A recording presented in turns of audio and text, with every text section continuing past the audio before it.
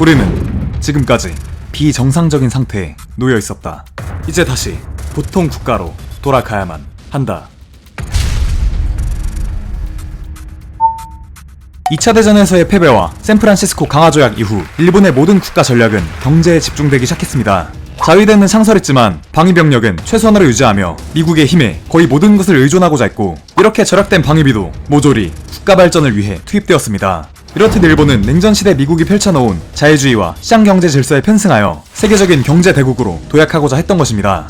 이들은 전범국이라는 자신들의 이미지를 상쇄시키기 위해 방위비용의 최소화와 평화헌법의 충실한 이행을 이어나갔고, 국제사회에서 적극적으로 인권, 자유를 외치는 행보를 보여왔습니다. 그렇게 일본은 자유주의 진영 최전선으로서의 역할을 충실히 수행해냈고, 1968년에는 마침내 서독을 제치고 자유주의 진영 2위의 경제 대국으로 올라서게 되었습니다. 그런데 당시 2위와 3위의 경제 대국이 모두 전범국이었다는 사실은 조금 우프기도 하네요. 이후 소련까지 제치고 세계 2위의 경제 대국으로 올라선 일본은 위기감을 느낀 미국에게 1985년 플라자비를 통해 경제적으로 두들겨 맞고 버블까지 터지면서 침체를 겪기는 했습니다만 여전히 세계 2위의 경제 규모를 가지고 있었습니다. 또한 일본은 자위대의 전력을 꾸준히 늘려오기는 했지만 그럼에도 대부분의 안보는 미국에게 의존하고 있던 실정이었습니다. 그러던 1991년 걸프 전쟁이 발발합니다.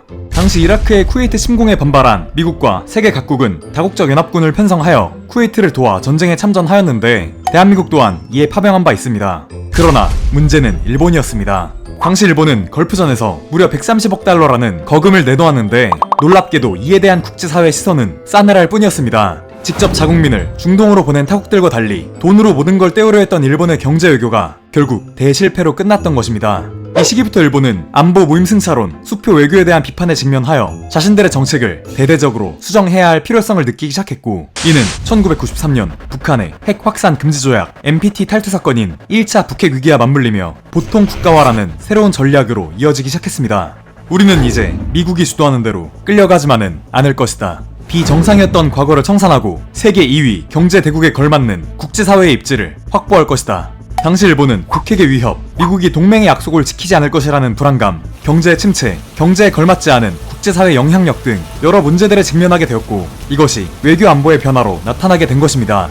이렇게 등장한 보통 국가화 개념과 함께 일본은 1990년대 중반부터 서서히 우경화로의 행진을 이어나갔고, 강한 일본을 외치는 보수주의 정치인들이 국민들의 열렬한 지지를 받기 시작했습니다. 1995년 당시 과거사에 대한 사죄를 표명했던 무라야마 다마와 일본군 위안부 피해에 대한 보상 사업인 아시아 여성기금 설치 같은 정책은 일본 내에서 과격한 비난을 받았고, 보수주의 정당인 자민당은 이 같은 비난을 중심으로 똘똘 뭉쳐나가기 시작했습니다.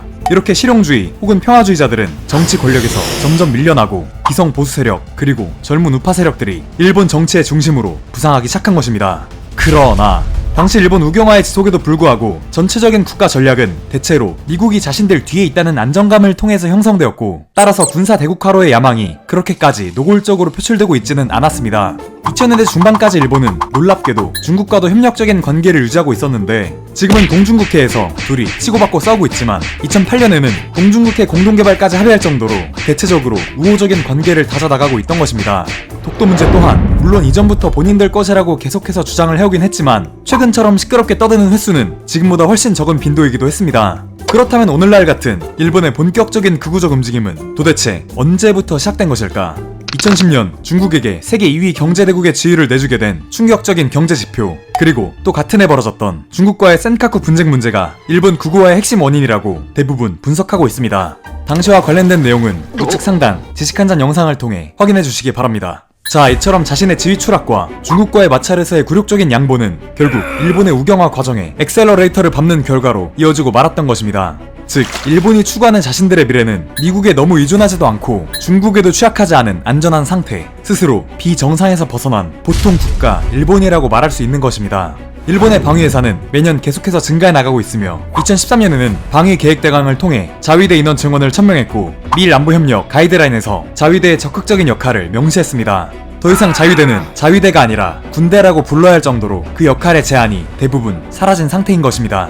일본은 이러한 자신들의 정책을 집단적 자위권의 행사라고 주장하고 있습니다. 일본국 헌법 제9조에 의해 교전권과 군대를 포기한 일본은 오직 스스로의 방위를 위해서만 사용할 수 있는 자위대를 운영 중에 있는데, 2013년 이후부터 이들은 동맹국이 공격받는 것은 일본의 안보에도 큰 위협이 될 수 있다, 따라서 동맹국과 자국의 안보를 지키기 위해 우리는 해외 국가와도 교전할 수 있어야 한다 라는 주장을 내세우며 헌법을 재해석하고 자위대의 역할을 확장시키고 있는 것입니다. 자, 이를 좀 더 쉽게 이해하기 위해 한 가지 예를 들자면 최근까지 이란과 다른 국가의 분쟁이 이어지고 있는 호르무즈 해협에 일본이 자위대를 파견할 수 있는 것 또한 집단적 자위권 행사의 일환이라고 설명할 수 있습니다. 호르무즈 해협에서 미국과 같은 동맹국이 공격받을 경우 우리의 안보도 위협을 받을 수 있다. 따라서 동맹국을 지키기 위해 적과의 교전을 피하지 않는다 라는 주장이 자위대가 호르무즈 해협과 같은 해외에 파견될 수 있는 명분이라는 것입니다. 또한 아베 신조는 집단적 자위권을 인정받기 위해 적극적 평화주의가 일본이 추구해야 할 21세기의 간판이다 라는 주장을 이어나갔는데, 여기서 적극적 평화주의의 의미는 기존 제대로 된 군사행동을 하지 않았던 일본은 소극적으로 평화를 외치고 있었던 것이며, 지역의 평화, 세계의 평화를 위해서 이제는 자신들의 군사력을 적극적으로 이용할 것이라는 논리입니다.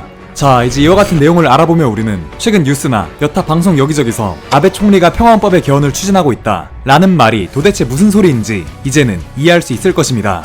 평화헌법, 즉 일본국 헌법 구조는 지금까지 일본의 군사적 활동을 억제해왔고, 일본은 헌법 재해석이라는 방법으로 자위대의 역할을 조금씩 확대해왔는데, 이제 이들은 헌법 개정을 통해서 자신들의 군사활동을 억제하고 있는 마지막 봉인을 해제하고자 시도하고 있다는 것입니다. 그리고 이것이 언론에서 수없이 회자되고 있는 평화헌법 개정에 대한 의미이자 일본이 대내적으로 표방하고 있는 보통 국가와의 핵심 내용이라고 할 수 있습니다. 최근 두드러지는 미중 간의 패권 경쟁과 북한의 핵 위기, 그리고 러시아의 부상, 모두 동북아에서 이루어지고 있는 현상들입니다. 그리고 여기서 일본의 보통 국가화라는 국가적 대전략은 미국이 동북아에서 도전 세력을 막아내기 위한 노력과 정확히 일맥상통하고 있습니다. 그리고 이것이 바로 미국이 일본의 봉인 해제를 지지하고 있는 이유라고도 이야기할 수 있습니다. 그렇다면 오늘날 한국은 이에 어떠한 대응을 이어나가고 있는 것일까? 한국은 미국과의 동맹 관계임에도 불구하고 경제적으로는 중국과 지나치게 깊이 엮여있기 때문에 심각한 전략적 딜레마에 빠져있는 상황입니다. 주변 강대국들에 비해 다소 애매한 힘과 입지를 가지고 있는 한국은 자칫 동북아 내에 고립될 수 있는 현 상황을 타개하기 위해 시각을 동북아 수준에서 더 넓은 범위로 넓혀나가고 있습니다. 최근까지 한국이 아세안, 호주 같은 중견 세력들과 협력을 늘려나가고 있는 이유는 주변 강국사에서의 선택을 강요받는 애매한 중견국의 입지를 어떻게든 넓혀보려는 노력이 일환으로서 이해할 수 있으며, 멕시코, 인도네시아, 한국, 터키, 호주 5개의 중견국 연합체 믹타의 결성 또한 강대국에 비해 다소 취약한 중견국들이 공동으로 힘을 모아보려는 전략이라고 이해할 수 있겠습니다. 신흥 강국들의 모임 브릭스가 보여준 것처럼 말입니다. 이렇게 강대국 주도 국제질서 속에서 중견국들의 연합된 세력을 형성하고자 하는 것이 현재 한국이 그리는 그림이지만 아직은 시작 단계에 머물러 있으며, 반면 미중의 경쟁은 당장 눈앞에 있는 상황이라는 것이 현 한국의 외교가 직면한 문제점이라고 할 수 있습니다. 또한 이러한 연합체와 별개로 미국과의 동맹관계는 긴밀하게 이어나가야 하는 것이 한국 외교에게 던져진 중요한 숙제이기도 합니다. 지식한 자는 너무나 짧은 식견을 가지고 있기에 앞으로의 한국의 노력이 동아시아의 패권 경쟁 속에서 어떠한 변수를 만들어낼지 쉽사리 판단을 내릴 수는 없습니다. 다만 한국이 성공적인 외교를 통해 전략적 선택의 폭을 키워낼 수 있기를 바랄 뿐입니다. 자, 이것으로 일본이 목표로 하는 자신들의 모습, 보통 국가에 대한 이야기를 마치도록 하겠습니다. 다음 영상은 일본과 매우 가까운 여기 쿠릴 열도가 왜 러시아의 땅이 되었으며 이로 인해 어떤 싸움이 벌어지고 있는지에 대해서 설명드리도록 하겠습니다. 감사합니다.